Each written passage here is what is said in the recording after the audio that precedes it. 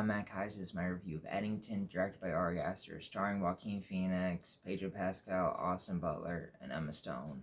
So, you probably know Ari Aster from films like Hereditary, Midsommar, and Beau's Afraid. He's on a fantastic horror run, and Beau's Afraid, whether you like it or not, it's a bold movie, and this kind of carries that.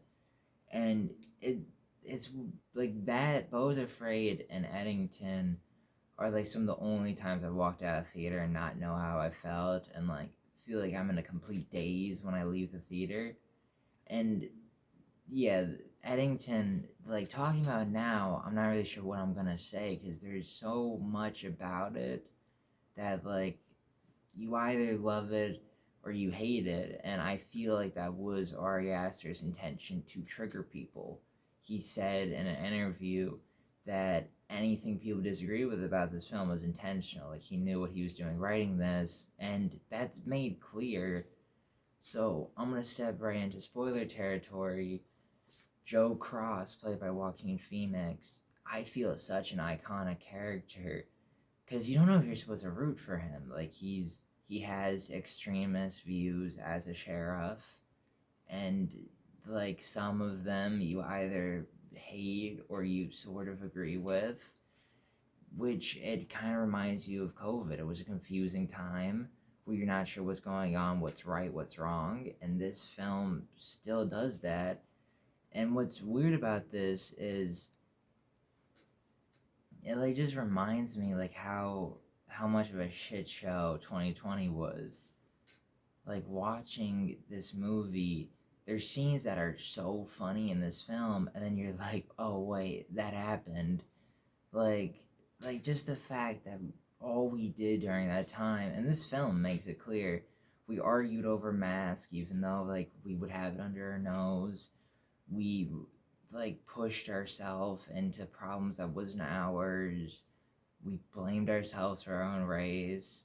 We hated other people for their own race. It's just pure stupid and chaos. And this film makes it clear that we did do all that, and they're not hiding anything. It's Ari Aster's not making it clear what his political like vision is or views, which works. Each character has their own views, whether that's everything's a conspiracy or the vaccine is trying to kill us. Like stupid shit. That's real, and it's hysterical to think that. And Joaquin Phoenix, he makes this performance so like you believe. It's hard to explain it because there's a lot of layers into it, but you think Joe Cross is a real person. Like watching it, I didn't really think Joaquin Phoenix. I was like, oh shit, what's Joe Cross gonna do next? And it's obvious, especially considering how much Joker 2 sucked, that this is Joaquin Phoenix's best performance since winning the Oscar. But there are some stuff that I didn't like about the movie. There's a lot, because this is a messy movie, but it's supposed to show what COVID is, so you can't really have a messy movie and not talk about something messy. But Pedro Pascal, his scenes with Joaquin Phoenix feel so like iconic. Like when they're facing off, and I'm gonna do little finger, like whatever you want to fucking call it. So here's Joaquin Phoenix, here's Pedro Pascal. They're like walking, they're having a standoff, and Joaquin Phoenix is like, oh no, 6 feet apart, and Pedro Pascal's like, nah, screw that. That scene, it gives lots of tension, especially like the wind blowing, like Joaquin Phoenix is trying to keep his hat on. It feels really iconic and it's great acting, but the problem with that is they have such good chemistry. So then when Pedro Pascal doesn't appear in the movie again for another 20 minutes, it then kind of makes you feel disappointed. Like they waste their star power a bit. Like Pedro Pascal, he's not in it much, but you know when he appears, it's gonna be crazy shit. It's gonna be a good performance, and that's what makes his death scene so unexpected. Like it's just him sitting on a couch, just chilling, and then bam, shot. And it's very shocking because you would think, oh, Pedro Pascal's gonna be in the movie the whole time, and they kill him off like fairly quick. But then also they didn't really use him much and throughout the movie. And then with Emma Stone, that plot line kind of felt unnecessary. Like they could have said he had a wife and showed like some B-list actress. You didn't need Emma Stone, and not saying she's a bad actress. She's one of the best actresses, two-time Oscar winner. But they kind of waste their star power on such a little character that didn't really have much to do. Same thing with Austin Butler.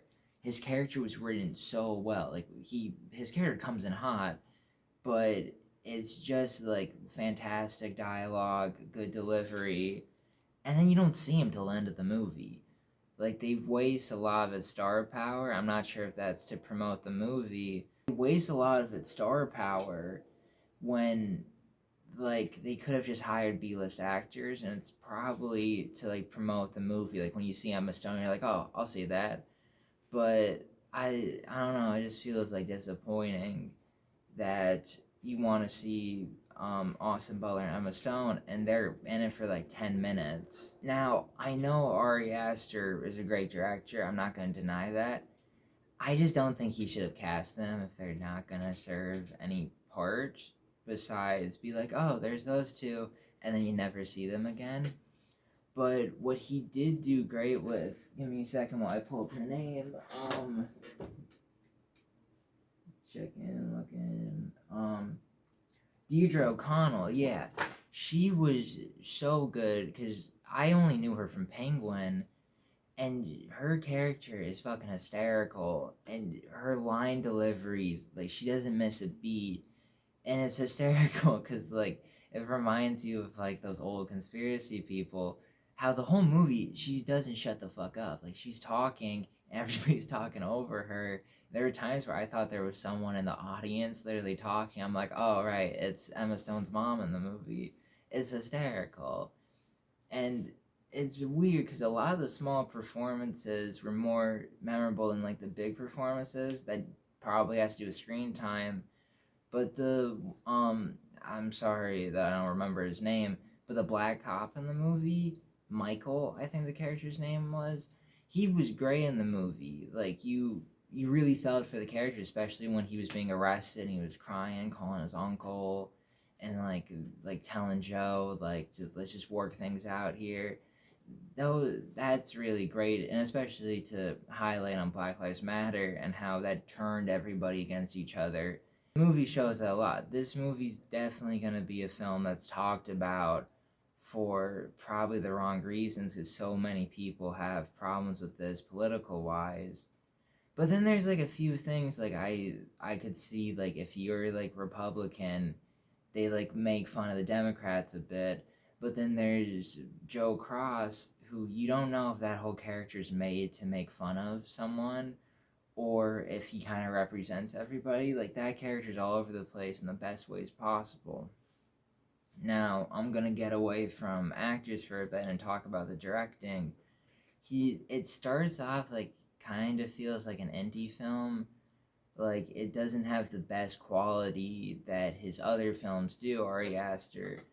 But then once like shit hits the fan, you notice like the quality of the film gets better the more fucked up shit gets.